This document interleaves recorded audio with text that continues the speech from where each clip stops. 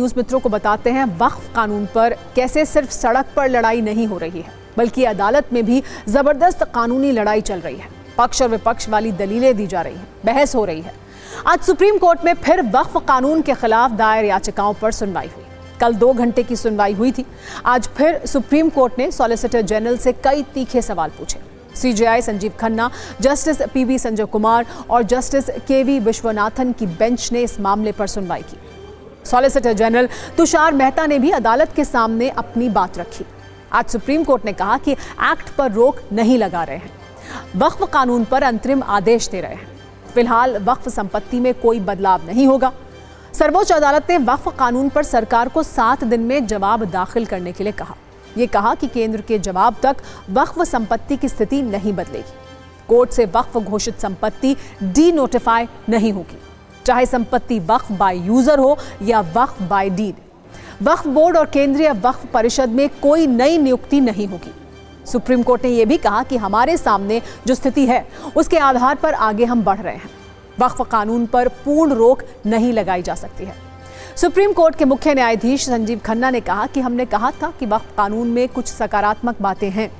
हम नहीं चाहते कि मौजूदा स्थिति में बदलाव हो ताकि इसका असर हो।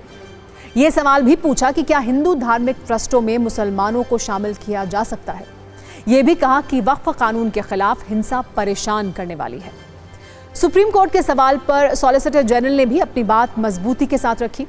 एसजी ने कहा कि अदालत प्रत्यक्ष या अप्रत्यक्ष रूप से रोक पर विचार कर रही है, जो दुर्लभ है। अगली तारीख तक बोर्ड और परिषद में कोई नियुक्ति नहीं होगी। सॉलिसिटर जनरल ने कहा कि बोर्ड की नियुक्ति केंद्र के हाथ में है, ऐसा नहीं होगा। अभी एक्ट के प्रावधान प्रभावी नहीं होंगे। ये कठोर कदम है, दस्तावेज पेश करने चाहिए। ये भी कहा कि प्रथम दृष्टया कुछ सेक्शन पर रोक लगे, ये ज्यादा आगे जाने वाली बात होगी। सॉलिसिटर जनरल तुषार मेहता ने कहा कि पिछले संशोधनों, पिछले अधिनियमों को पढ़ने की आवश्यकता है। लाखों सुझाव मिले हैं, गांव-गांव वक्फ के रूप में लिए गए हैं। बहुत सी जमीन पर वक्फ का दावा किया जाता है। बहुत से लोगों के पास अपनी संपत्ति को लेकर सवाल है। वक्फ कानून के खिलाफ हिंसा दबाव बनाने के लिए कराई जा रही है। वक्फ पर सुप्रीम कोर्ट में अगली सुनवाई अब 5 मई को होनी है। सुप्रीम कोर्ट ने यह साफ साफ कहा है कि तब तक वक्फ की स्थिति जैसी है वैसी ही रहेगी। 7 दिनों के भीतर केंद्र सरकार को जवाब दाखिल करने के लिए कहा है और उसके अगले 5 दिनों के भीतर याचिकाकर्ताओं को जवाब देना होगा। सवाल है कि अब आगे क्या होगा। ऐसे और भी कई सवालों के साथ हमने वरिष्ठ वकील राकेश द्विवेदी के साथ बात की। उनसे पूछा गया कि वो सुप्रीम कोर्ट में सरकार के आश्वासन पर क्या कहेंगे। क्या वक्फ कानून से मुसलमानों के संवैधानिक अधिकार का हनन होता है? सुनिए उन्होंने क्या कहा। कोई स्टे नहीं हुआ है सुप्रीम कोर्ट के द्वारा, अर्थात ये कि पूरा कानून लागू है सिवाय जो 2 व्यक्तियों की नियुक्ति का है। और वैसे भी 2 व्यक्तियों की नियुक्ति अभी इतना शीघ्र नहीं होने वाली है, क्योंकि तमाम जगहों पर बोर्ड जो है वो वैसे ही काम कर रहे हैं। जब उनका कार्यकाल समाप्त होगा तत्पश्चात ही जो है वो बनाए जाएंगे। ये आश्वासन केवल 5 तारीख तक है, 5 मई तक। 5 मई को उसके पहले हम जो यूनियन है यानी केंद्र सरकार है वो अपना पूरा प्रतिपक्ष काउंटर एफिडेविट दायर करेगी और जो पिटिशनर है फिर वो उनको 5 दिन का समय है जवाब लगाने के लिए।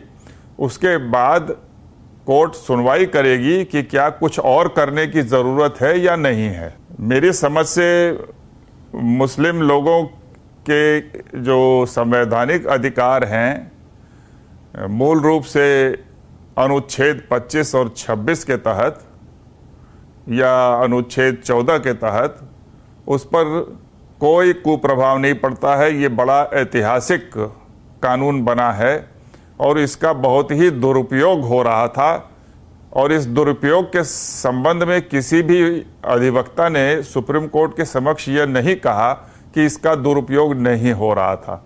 ये सर्वमान्य है और ये तथ्यों से साबित है, इसकी पुष्टि होती है कि इसका दुरुपयोग बहुत बड़े पैमाने पे हो रहा था, जहां पर सरकारी संपत्ति, निजी संपत्ति, गांव के गांव और मंदिरों की संपत्ति वो सब जो है वक्फ घोषित किए जा रहे थे।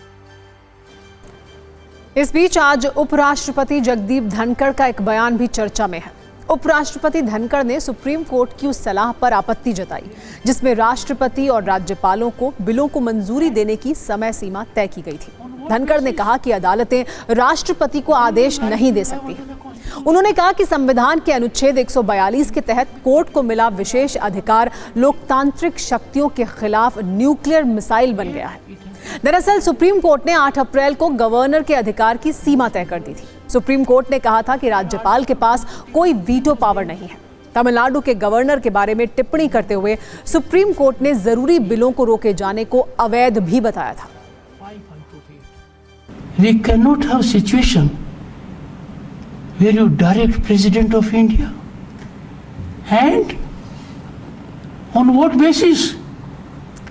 The only right you have under the Constitution is to interpret the Constitution under Article 145(3). The judges who issued a mandamus virtually to the President and presented a scenario it will be law of the land have forgotten the power of the Constitution. Article 142.